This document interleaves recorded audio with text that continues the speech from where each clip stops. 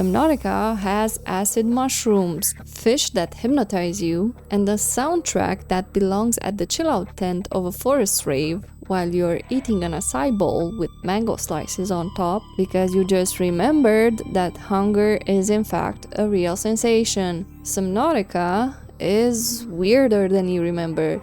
It's a survival game, sure, but the music alone could send you into a trance in the middle of the ocean. It makes you feel wonder, fear, sometimes both at the same time. So how did this game get emotional design so right? And what does one ambient track from 2011 have to do with all of it? Let's dive deep into the immersive mood of Subnautica and the design choices that made it feel this way. Probably the first time Subnautica makes you feel conflicted happens early on. You're just wandering around, and then there it is. This massive creature drifting through the water like a living island. It doesn't seem hostile at first, but then it lets out that deep ancient moan.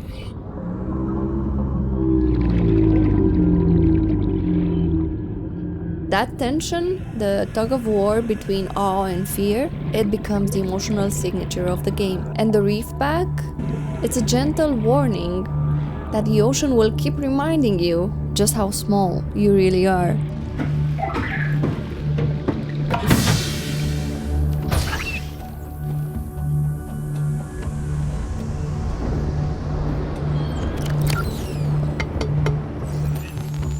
The first thing we did was we started with the music. This is how I like to work. So the first prototype was just a menu with a song.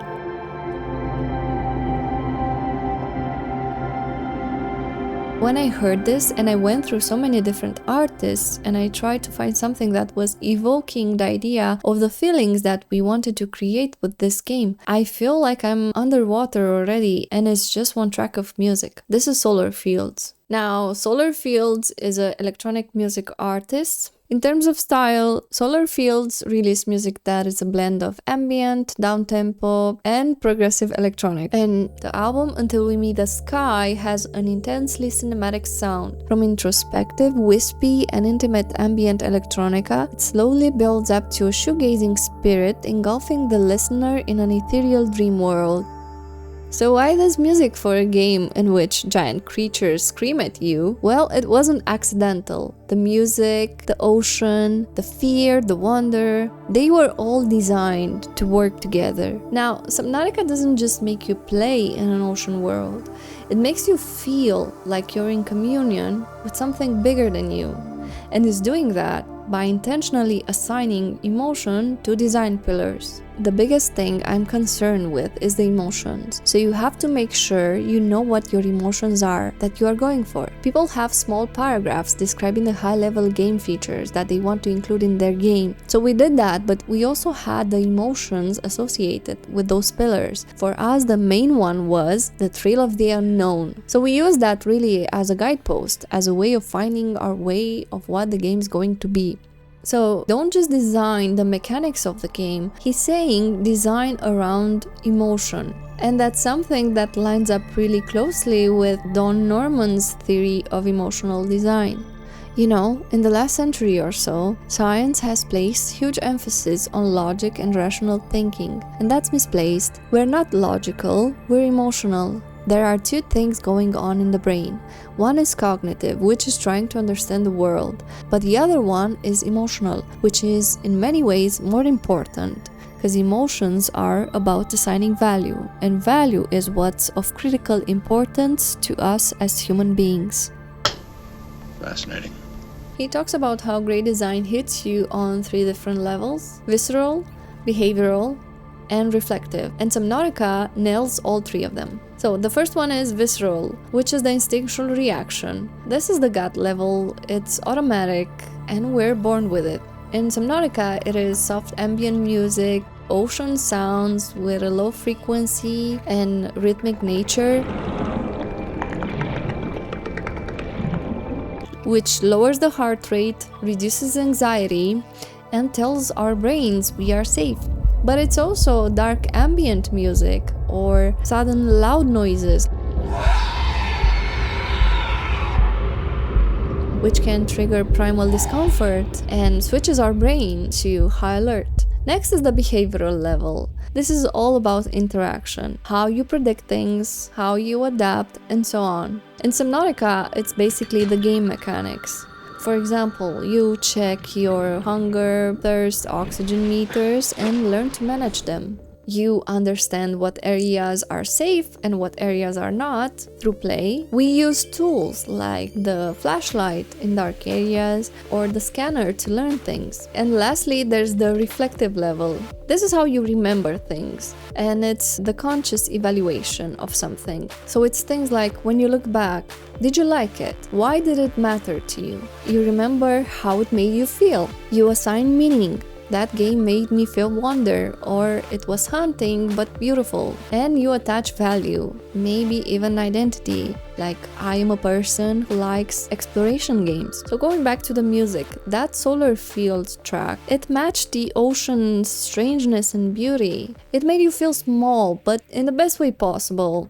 And while Subnautica would go on to explore other emotions as well, like fear, tension, even terror, that one track didn't need to cover all of it. What it did do very well was set the emotional compass of the game. It told the team, this is it, the thrill of the unknown, and that became the heart of the game. It was a piece of wonder music, the kind designed to evoke introspection, awe, and altered states. And it's part of a real genre that is doing exactly that, and it's called Psybient.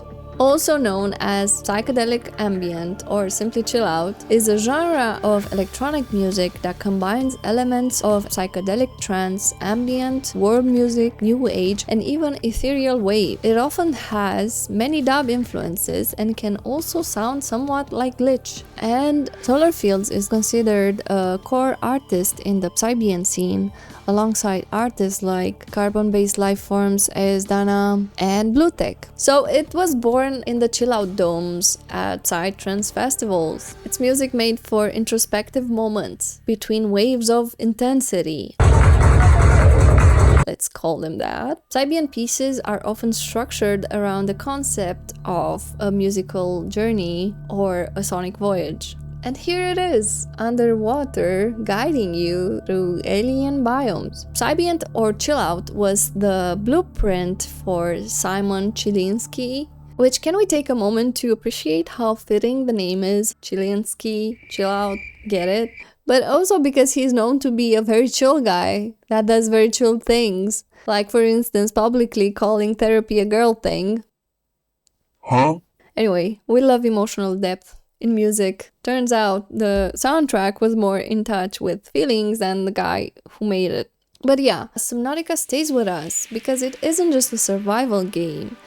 It's a subtle psychedelic experience in disguise. It's never too explicit, but if you look closely, you can see it. Let's just start here. You pick up your first resource in the game, and it's literally labeled acid mushroom. Not purple fungus, not bioluminescent mushroom, or whatever sciencey thing. And you use it to craft batteries, which means that your entire survival is powered by trippy fungus. I see you, devs. Another example. One moment, you're just minding your own business, scanning coral or whatever, and suddenly this terrifying mesmer creature appears out of nowhere. Not you. Go away. Wrong franchise. You're not even underwater. You're made of fire. This mesmer. Now that is scary. The mesmer doesn't attack immediately. The screen changes, the music warps, it hijacks your senses and your PDA. Everything gets hazy. The soundtrack leans into this warped, echoey swirl, and suddenly you're not sure if you're hearing the ocean or your own neurons dissolving. So the game is hypnotizing you with this creature. And by the looks of it, you guys love it. 2.2 million views on the first 2 mesmer videos on YouTube. I see you, Subnautica audience. I also looked into the YouTube comments for these videos, and y'all are unhinged in the best way possible. I love how mesmer compliments themselves through the PDA. Let's hear. It is your primary directive to swim closer to that beautiful creature. Honestly, Mesmer deserves a podcast. I would subscribe to that. Okay, I almost drowned because of this. PDA, swim closer, also PDA. Oxygen, I think that was a point. And lastly, you don't get a weapon, you get to observe. Here's where it gets spiritual. They could have given us weapons, but they chose not to. Not because it wasn't working mechanically, but because it didn't feel right. Early on, weapon entries were in the survival fabricator. Weapons were removed from standard survival blueprints following the massacre on Abraxas Prime. The knife remains the only exception.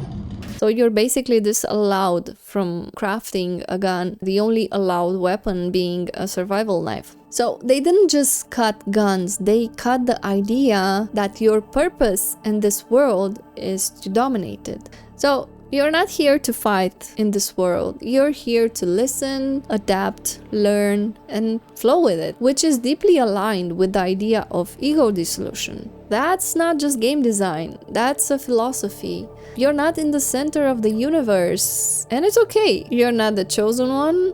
You're just a goofy crash survivor learning to adapt in an alien ecology that doesn't revolve around you.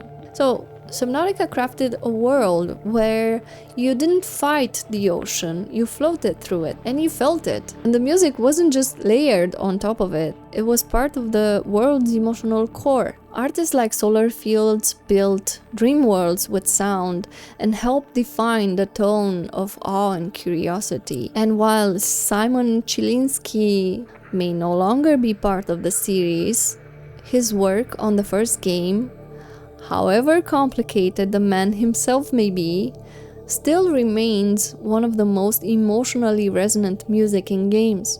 Now, with Subnautica 2 coming, I find myself thinking, will the sense of wonder still be at the heart of it? Will we get more fish that make us question our reality? Will we get more music that makes us feel small in a vast ecosystem? Because after all the recent events, it's understandable that fans are nervous. But promises to protect what made Subnautica great in the first place have been made, and honestly, I want to believe them, because either way, I will be here, flippers on, ready to float through it all. Thank you so much for watching, and hope to see you in the next video.